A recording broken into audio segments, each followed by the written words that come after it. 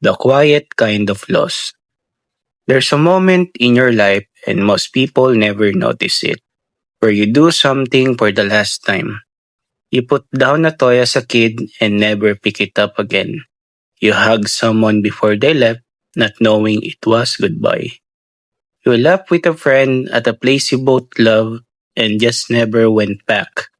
No warning, no ceremony, no final chapter. It just ended quietly. Researchers actually have a name for this.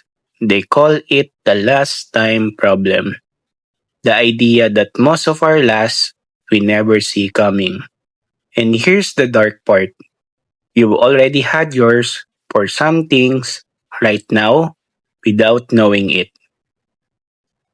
The last time someone carried you, the last time you ran just for fun, the last time a version of you existed that no longer does. Gone, unmarked. So maybe the question isn't, what do I want to do someday? Maybe it's, what am I doing for the last time right now? Because you won't always get to know. But here's what I want you to sit with. We spend so much energy chasing the next thing, the next milestone, the next version of ourselves, always forward, always more. And somewhere in that rush, we forget to be here. Not in a cheesy way, not in a live, laugh, love way, but in a real, quiet, paying attention kind of way. Because the moments that end without warning, they're not always the big ones. It's not always a funeral or a farewell. Sometimes it's just a Sunday afternoon with someone you love. A joke that made you both lose it.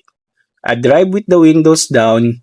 A version of your life that felt ordinary, that you would give anything to go back.